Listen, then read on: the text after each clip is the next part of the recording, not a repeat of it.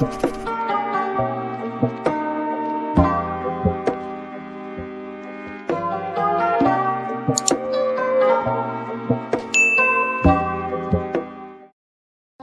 warahmatullahi wabarakatuh. Waalaikumsalam warahmatullahi wabarakatuh. Terima kasih untuk teman-teman yang sudah meluangkan waktu untuk datang ke sini. Pertama-tama, perkenalkan, saya Diaul Haq Fitrianingrum. Saya mahasiswa D3 Keperawatan dari Universitas Sains Al-Quran. Nah, di sini saya akan menyampaikan sedikit materi, yaitu tentang pemicu gangguan jiwa pada remaja. Nah, apa sih itu gangguan jiwa atau mental? Gangguan jiwa atau mental adalah sekelompok gejala yang ditandai dengan perubahan pikiran, perasaan, dan perilaku seseorang yang menimbulkan gangguan dalam menjalankan aktivitas sehari-hari. Anak remaja yang mempunyai gangguan mental biasanya tidak mampu mengelola emosi atau terkesan lebih sensitif. Nah, ia bisa merasa sedih yang begitu mendalam dan marah yang meledak-ledak tanpa alasan yang jelas. Dia juga sering merasakan kalau dirinya selalu salah dan tidak berharga. Pada beberapa kasus, jika perasaan ini tidak dikelola dengan baik, dapat menyebabkan masalah kesehatan jiwa. Masa remaja adalah periode penting untuk mengembangkan dan mempertahankan kehidupan sosial dan emosional, termasuk pola tidur yang sehat, olahraga teratur, mengembangkan keterampilan untuk mengatasi dan menyelesaikan masalah, keterampilan interpersonal, dan belajar mengelola emosi. Macam-macam gangguan jiwa pada remaja. 1. Depresi.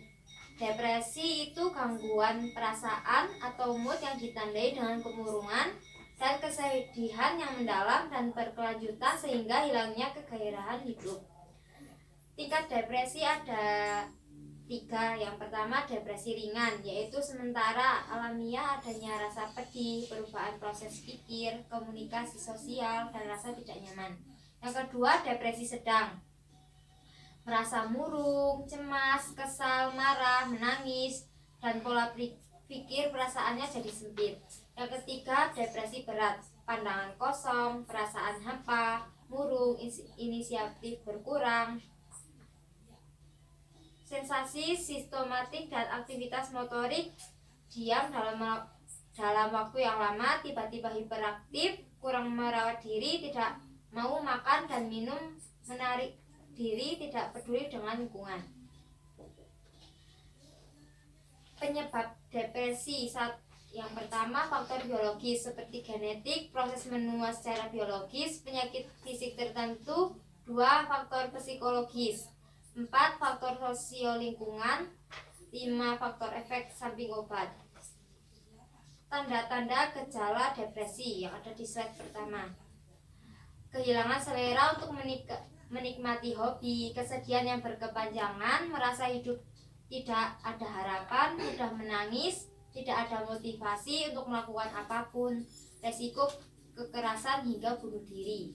Nah, untuk gejalanya, badan selalu merasa lemah, lelah, gangguan pada pola tidur, merasakan berbagai rasa sakit, menyendiri, sulit bersosialisasi.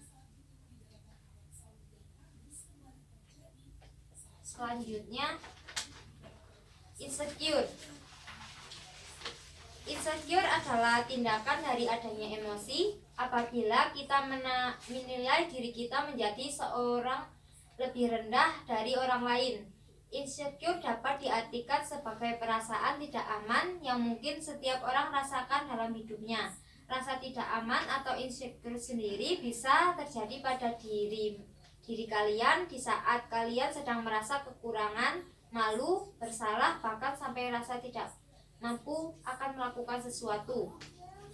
Tanda-tanda insecure. Yang pertama, tidak mau keluar dari zona nyaman, gemar membandingkan diri dengan orang lain, memandang rendah diri sendiri, harus mendapatkan pujian dan pengakuan dari orang lain. Yang terakhir, menghindari interaksi lingkungan sekitar. Dan yang terakhir, cara mengatasi depresi dan insecure. Yang pertama, terapi psikologis, berolahraga, terbuka dan jangan memendam masalah sendiri. Kerjakan hal yang positif seperti membaca buku, mendengarkan musik, menonton film yang positif. Yang kelima, berdoa. Selanjutnya, fokus dalam menjadi dan mencintai diri sendiri. Berteman dengan orang yang suportif. Dan temukan kelebihan dan keunikan dirimu. Yang terakhir, selalu bersyukur. Bisa dipahami? Ya. Sekarang saya akan bertanya. Nah, apa sih itu gangguan mental? Jawab. Oh, Silakan ganti-gantian. bareng-bareng. Wah, bareng-bareng.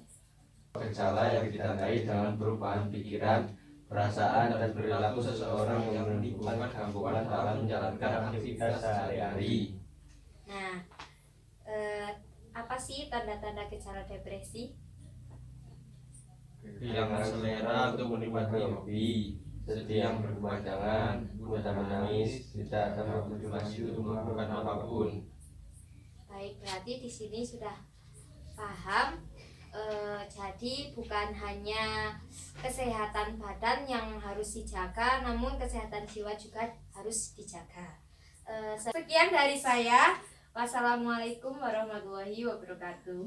Waalaikumsalam warahmatullahi wabarakatuh.